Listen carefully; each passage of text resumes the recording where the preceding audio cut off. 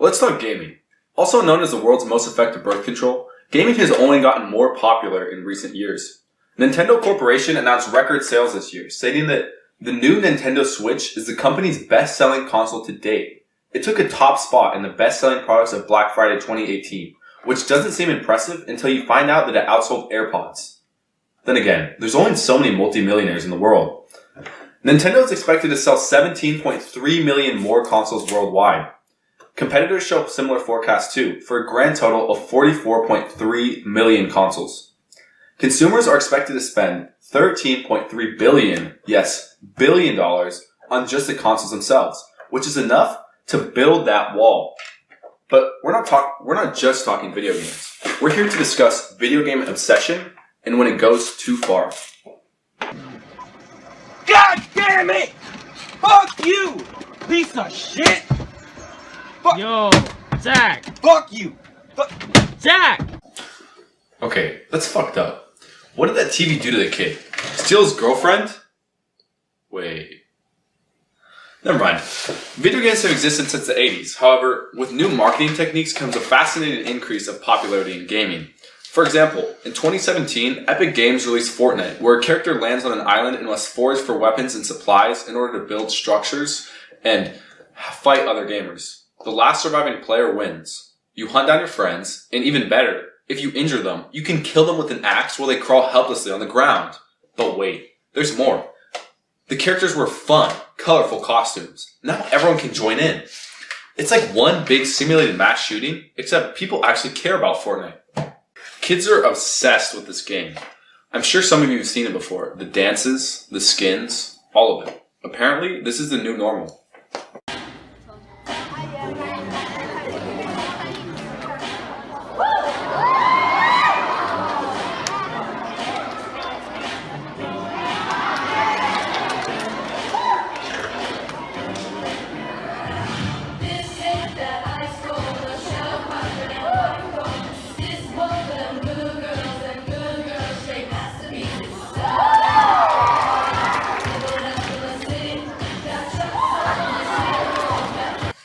I know I made fun of gamers for being virgins before, but I think I can make an exception for that kid. Did you see his hips? Maybe if I had moves like that, my girlfriend would have left me.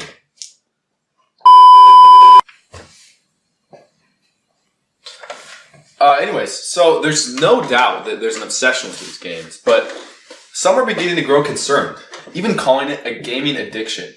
Gaming addiction has now been classified as an actual serious medical condition. According to a recent study, nearly 1 in 10 youth gamers can be classified as pathological gamers or addicted to video gaming. Not only can you be physically addicted to video games, spending upwards of 14 hours in your room grinding the same game, you can also be mentally addicted, with video games on your mind 24/7 to the point where you're excluding other things in your life. To understand this better, we talked to a local Westview student who has a video gaming addiction. How much time do you spend on video games every week? Well, I play about 8 hours a day, so if you accumulate, that's like 56 or 60 hours a week. Has gaming impacted your life in any way? Oh yes, definitely. It messed up my sleep schedule.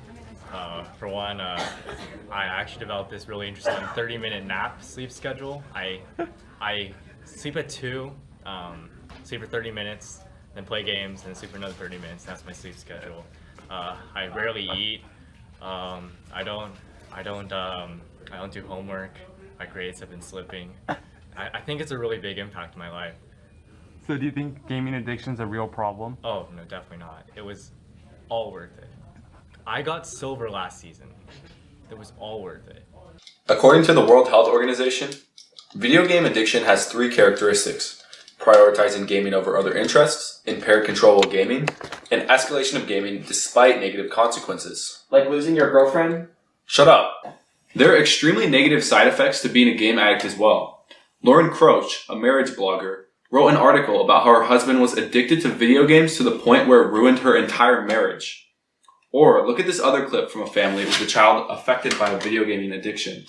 I feel that this game is like an octopus and it just grabbed him. Gabriela Cordos is referring to her 13-year-old son, Devin, who's at school during this interview, but will fire up his computers as soon as he comes home. He plays every day, 2-3 hours a day, weekends more. She's even taken pictures where he's fallen asleep, phone in hand, glasses still on. We miss dinners, we miss outings, we cannot go anywhere because he only wants to stay home and play Fortnite. Although gaming addiction is often not taken seriously, it does have real repercussions. Another reason why this problem isn't addressed is because addiction is profitable.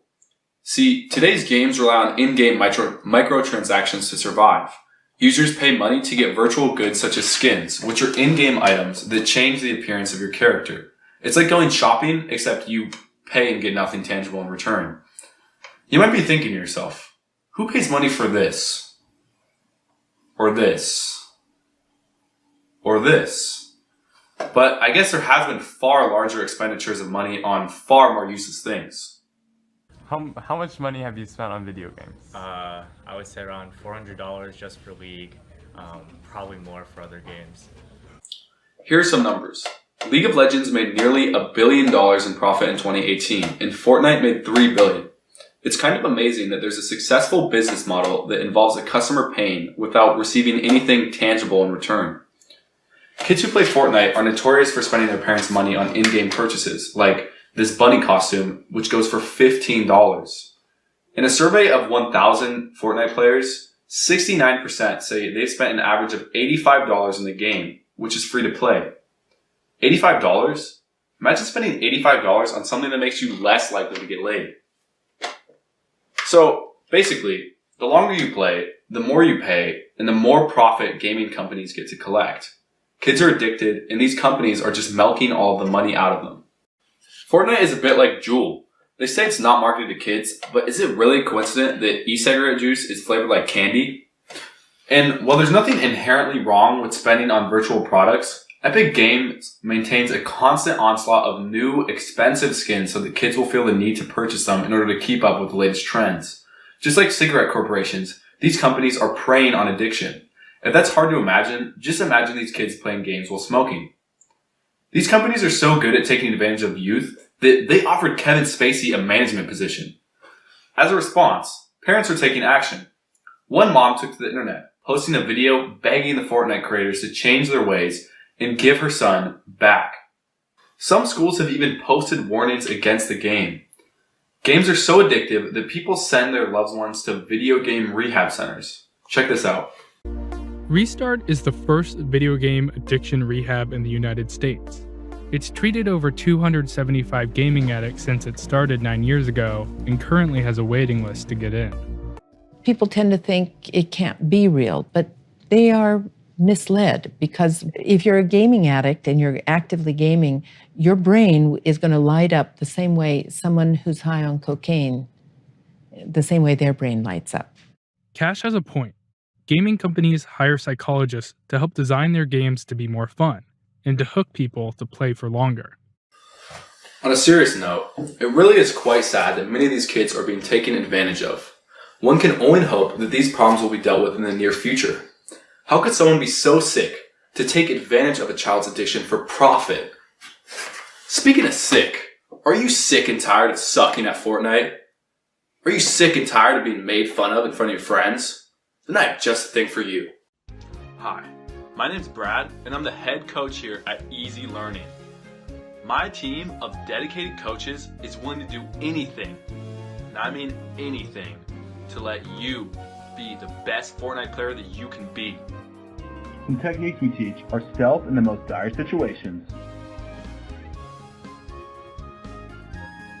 increased attention even at the darkest times,